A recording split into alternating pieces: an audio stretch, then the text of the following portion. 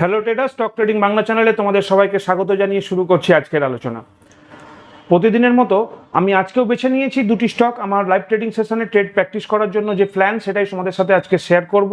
In details আলোচনা করব কোথায় এদের এন্ট্রি লেভেল, কোথায় আমি এখান থেকে এক্সিট নেব এবং কতদিন মোটামুটি আমি এর মধ্যে এনগেজ থাকব।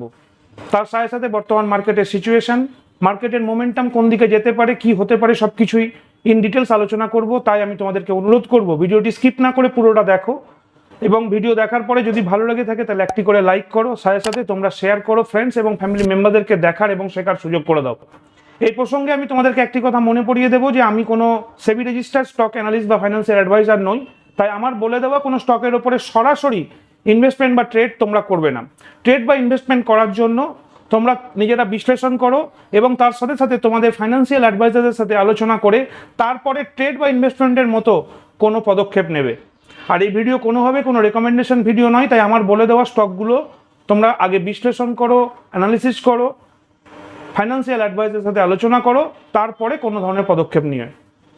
ট্রেডার্স, এবারে আমরা ফিরে আসি আমাদের মূল আলোচনায়, যেটি হচ্ছে যেমনটি আমি বললাম এটি কোনো রেকমেন্ডেশন ভিডিও নয় অবশ্যই, কিন্তু আমি আমার যে ভিউ সেটি আমি এখানে তোমাদের সাথে শেয়ার করি। আর এই ভিউয়ের মধ্যে আমি যেটা তোমাদেরকে দেখাতে চাইছি যে আমি বর্তমান মার্কেট নিয়ে কি ভাবছি। চলো দেরি না করে দেখা যাক মার্কেটের সিচুয়েশন। বর্তমানে মার্কেট যে একটি চ্যানেল বানিয়েছিল, যেটি দীর্ঘদিন ধরে আমি তোমাদের সাথে শেয়ার করেছি, যে আপার লেভেল 22,768 এবং লোয়ার লেভেল 21,710, এই রেঞ্জের মধ্যে দীর্ঘদিন মার্কেট চলার পরে আগের দিন তার আগের দিনে একটি খুব ভালো হেলদি ক্যান্ডেল দিয়ে মার্কেট ক্লোজ হয় এবং এই চ্যানেলের বাইরে যাওয়া শুরু করে। এই মুহূর্তে দাঁড়িয়ে কিন্তু গত দিনের মার্কেটে যেটা আমরা লক্ষ্য করেছিলাম যে 23,000-এর গণ্ডি কিন্তু ছুঁয়েছে, কিন্তু তারপরে সেখানে সাস্টেন না করে সেলারদের একটু অ্যাকুমুলেশন বেশি হওয়ার জন্য সেলিং প্রেসারের ফলে মার্কেট কিন্তু কিছুটা নিচের দিকে সাস্টেন করেছে এবং এই মুহূর্তে মার্কেট দাঁড়িয়ে রয়েছে 22,957.10-তে, যেটি 23,000-এর একদম দোরগোড়ায়। আর 23,000 একটি রাউন্ড ফিগার হওয়ার জন্য মার্কেট কিন্তু খুব ক্রুশিয়াল পয়েন্টে দাঁড়িয়ে রয়েছে। লোয়ার লেভেলে যদি আমরা খেয়াল করি তাহলে দেখতে পাবো যে মার্কেট 22,800 এবং 23,000-এর মাঝে যে পজিশন সেখানে যে দাঁড়িয়ে রয়েছে, অর্থাৎ যখনই 23,000-এর গণ্ডি ক্রস করবে এবং সেখানে গিয়ে হেলদি গ্রিন ক্যান্ডেল ক্লোজ করে তার উপরে ট্রেড যখন শুরু হবে তখন কিন্তু মার্কেটে বুলিশ মোমেন্টাম আমরা ফলো করতে পারবো। আর যদি মার্কেট সাস্টেন ওখানে না করে, সেলারদের প্রেসারের জন্য মার্কেট নিচের দিকে নেমে আসে এবং 22,800-র গণ্ডি ক্রস করে ফেলে নিচের দিকে, তাহলে কিন্তু সেক্ষেত্রে আমরা মার্কেটের যে স্ট্রেংথ সেটি কিন্তু আর বজায় থাকবে না। সুতরাং এইরকম একটি ভোলাটাইল কন্ডিশনে মধ্যে মার্কেট রয়েছে, তার কারণ কিন্তু অনেকগুলো ফ্যাক্টর কাজ করছে। যেমন বর্তমানে আমাদের ভারতের যে ন্যাশনাল লেভেলের ইলেকশন চলছে, অর্থাৎ লোকসভা ভোট, সেটি তো একটি বড় কারণ। তার সাথে সাথে এই সপ্তাহে শেষের দিকেই ভোট শেষ হয়ে যাচ্ছে এবং পরের সপ্তাহের একদম দোরগোড়াতে শুরু হয়ে যাবে এক্সিট পোলের খবর আসা।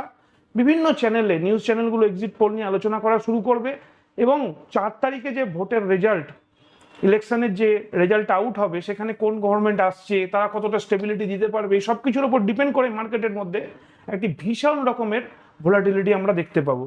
সুতরাং আমি সবাইকে অনুরোধ করব যে কখনোই ইন্ট্রাডে অপশানের মধ্যে এই সময় একদম থাকবে না। এবং আমি যেরকমভাবে তোমাদেরকে বলি ইন্ট্রাডে অপশান তো দূরে থাকো, কিন্তু যারা আমার কথার সাথে সাথে নিজেদের বিশ্লেষণ ক্ষমতা ব্যবহার করে অপশান বা ইন্টারনেটে ঢোকো, তাদেরকে অনুরোধ করব এই সপ্তাহ এবং পরের সপ্তাহতে এই দুটো পজিশন থেকে একদম দূরে থাকার জন্য। যাই হোক, এই সব কিছুর সাথে সাথে আমরা দেখে নেব আমাদের যে দুটি স্টক আমরা বেছে নিয়েছি আমাদের সুইং ট্রেডিং প্ল্যানিংয়ের জন্য, সেই দুটি স্টক কি। প্রথমে পিএফসি। আমি কালকের যে স্টক সিলেকশন ভিডিও সেখানে ইন ডিটেলসে তোমাদের সাথে আলোচনা করেছিলাম যে পিএফসিতে আমি কি দেখতে পাচ্ছি।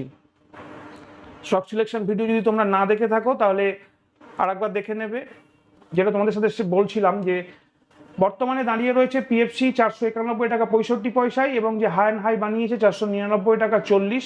আমি কিন্তু খুব আশাবাদী এই স্টকটিকে নিয়ে এবং এই স্টকটির যে আমার পজিশন আমি বানানোর চিন্তাভাবনা করছি সেটি হচ্ছে 499 টাকা 40-এ আমার জিটিটি অর্ডার প্লেস করব।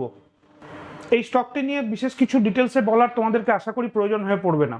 তোমরা জানো যে স্টক সিলেকশন পদ্ধতিতে যে আমার গুগল শিট তোমাদের সাথে শেয়ার করেছি সেখানেই উঠে এসেছে এই স্টকটি, এবং কেন উঠে এসেছে বা এর পরের যে স্টকটি আলোচনা করব সেটাও কেন উঠেছে সেটা তোমরা জানো। ফিল্টার আউট হওয়ার পিছনের যে মেন রহস্য সেটি আমি তোমাদের সাথে লাস্ট ভিডিওতে ভালোভাবে শেয়ার করেছি, তোমাদেরকে বিশ্লেষণ করে দেখিয়েছি, এবং তার মধ্যেও কিন্তু এই স্টকটি ছিল আমার ওই বিশ্লেষণে। এবং উইকলি ক্যান্ডেলের স্ট্রেংথ দেখাচ্ছে বলেই কিন্তু আমি ডেলি ক্যান্ডেলে এর এন্ট্রি পয়েন্ট বের করেছি। এই ক্ষেত্রে এন্ট্রি পয়েন্ট কিন্তু খুব পরিষ্কার, 499.40 টাকা আমার জন্য। আমি এখানে জিটিটি অর্ডার ক্রিয়েট করব।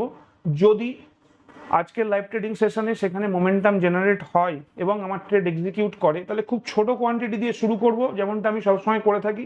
তারপর অ্যাকর্ডিংলি পজিশন বুঝে আমি পজিশন সেখানে পিরামিডিং করার চিন্তাভাবনা করব। পরবর্তী যে স্টক সেটি হচ্ছে ইউনিয়ন ব্যাংক অফ ইন্ডিয়া। এটিও উঠে এসেছে সেই একই কারণে, অর্থাৎ প্রথম 20 ডেজ হাইয়ের একদম কাছাকাছি রয়েছে। দ্বিতীয় কারণ হচ্ছে অ্যাভারেজ যে 7 দিনের ভলিউম তার থেকে কিন্তু লাস্ট ট্রেডেড ভলিউমটি বেশি ছিল, এই কারণেই স্টক শর্টলিস্টেড হয়।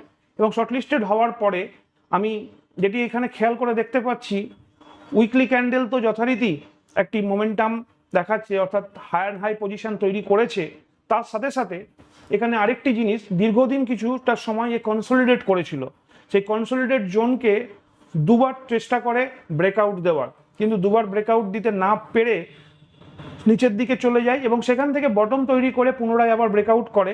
এবং এই মুহূর্তে দাঁড়িয়ে একটি অলমোস্ট নেকলাইনে, যে ডব্লু প্যাটার্নের নেকলাইন ব্রেক করে ফেলেছে, এবং যে লাস্ট যে 20 ডেজ হাই সেটি হচ্ছে 157 টাকা।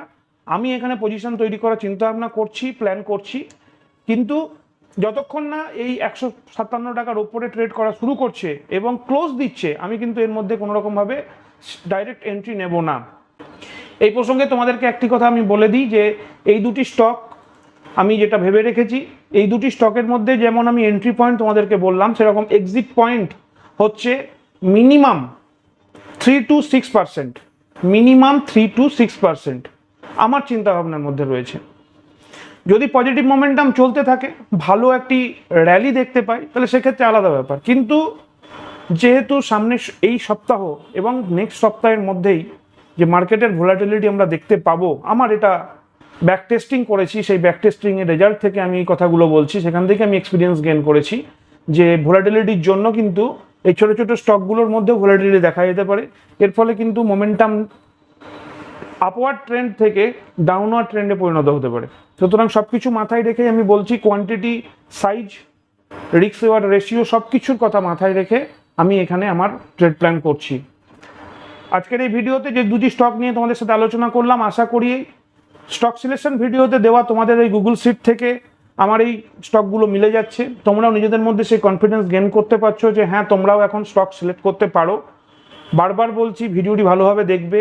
কি ব্যাখ্যা পুরোটা ডিটেলসে আমি ওখানে করেছি।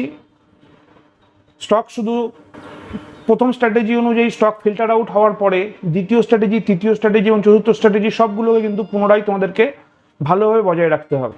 ট্রেডার্স, আজকের মতো এখানে আলোচনা ভিডিও শেষ করছি। যদি পুরো ভিডিওটা দেখার পর তোমাদের ভালো লেগে থাকে তাহলে অবশ্যই লাইক করো, বেশি বেশি করে শেয়ার করে ফ্রেন্ডস এবং ফ্যামিলি মেম্বারদের মধ্যে এটিকে দেখার এবং শেখার সুযোগ করে দাও।